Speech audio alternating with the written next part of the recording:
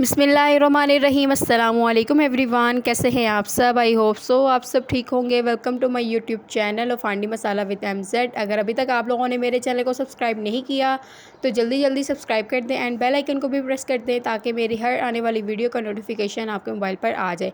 So guys, आज की जो रेसिपी है वो बहुत ही मज़ेदार सी होने वाली है। आज मैं बनाने जा रही हूँ यखनी बीफ पुलाव, जो कि बहुत ही मज़ेदार बनता है और हर घर में खुशी से खाया भी जाता है। आपने ये रेसिपी ज़रूर ट्राई करनी है, ये बहुत ही मज़ेदार सी बनती है। ठीक है, चलिए अपनी रेसिपी शुरू करते हैं। उससे पहले अगर आप मेरे चैनल पर न्यू हैं तो मेरे चैनल को सब्सक्राइब कर दें। चलिए अपनी रेसिपी शुरू करते हैं।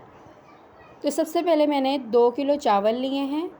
आप देख सकते हैं कि मैंने कायनात चावल लिए हैं। कायनात चावल बहुत ही अच्छे बनते हैं, लंबे लंबे चावल जो होते हैं। और साथ में मैंने 1 किलो गोश्त लिया है, बीफ मैंने लिया है। और साथ में मैंने 2 अदद टमाटर लिए हैं। और साथ में मैंने लहसुन अदरक का पेस्ट लिया है। और साथ में मैंने 1 अदद प्याज लिया है जिसको मैंने ब्रीक कटिंग कर लिया है। और हाफ़ चम्मच सब्ज़ मिर्चों का पेस्ट लिया है। और साथ में मैंने इमली को भिगो के रख दिया था पानी में।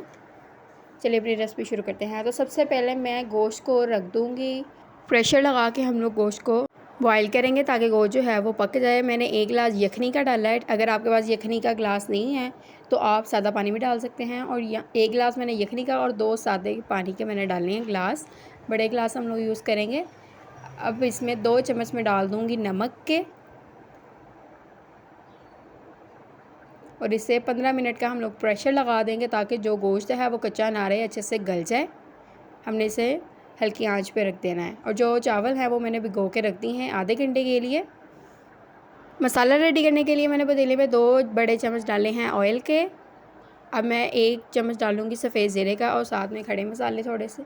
इसको हम लोग थोड़ा सा फ्राई करेंगे। इसको थोड़ा सा फ्राई करने से अच्छी खुशबू आती है, ज़्यादा हम लोग फ्राई नहीं करेंगे। और इसमें डाल देंगे हम लोग प्याज फ्राई करने के लिए, ताकि प्याज जो है वो ब्राउन हो जाए, कच्चा ना रहे।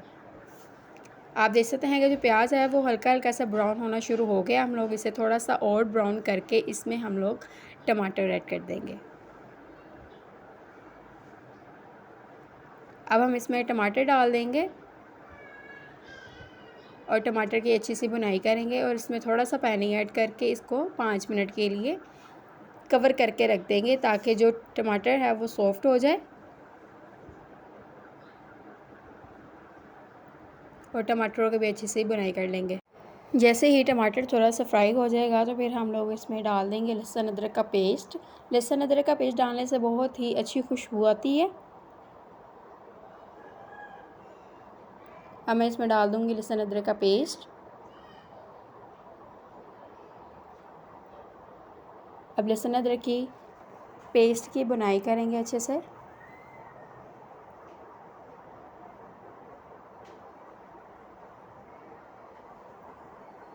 आपने इस रेसिपी में से कोई भी स्टेप मिस नहीं करना, ये बहुत ही मज़ेदार सी रेसिपी बनती है।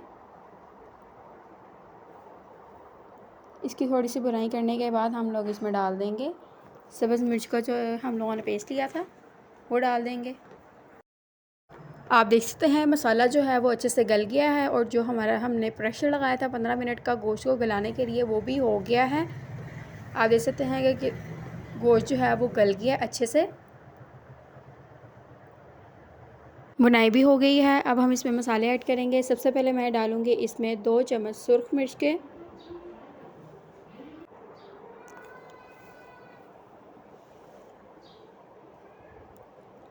अब मैं इसमें ऐड करूँगी सूखा धनिया। 1 चम्मच हम लोग इसमें सूखा धनिया ऐड कर देंगे।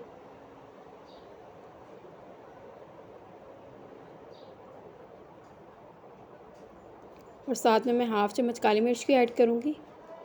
काली मिर्च हम लोग ज़्यादा नहीं डालेंगे, ज़्यादा डालने की वजह से गले में लगता है। तो हाफ़ चम्मच मैं इसमें हल्दी का ऐड कर दूँगी।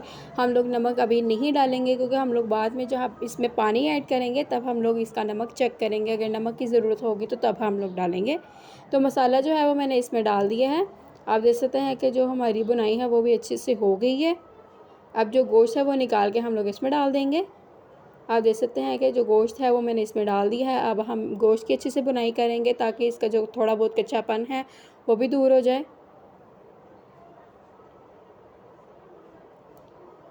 5 मिनट तक इसको हम लोग नॉर्मल आंच पे, बुनाई करेंगे इसकी।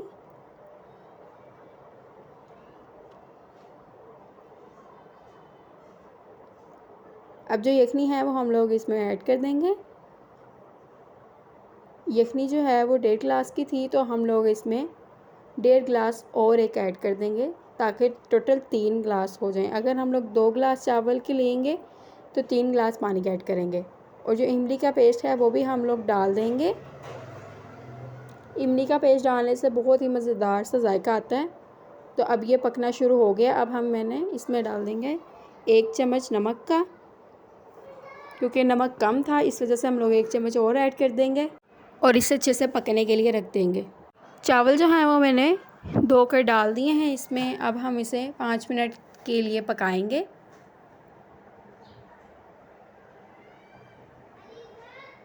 आप देख सकते हैं कि पानी जो है वो पकना शुरू हो गया और चावल भी अच्छे से गल रहे हैं। आपने ज़्यादा चम्मच नहीं हिलाना ताकि चावल टूटे ना। इसमें थोड़ा सा पानी बच गया है। अब हम इसे, जो पानी जो है वो खुश्क हो गया, अब हम इसे लगा देंगे दम पर। 15 मिनट का हम लोग दम लगाएंगे इसे।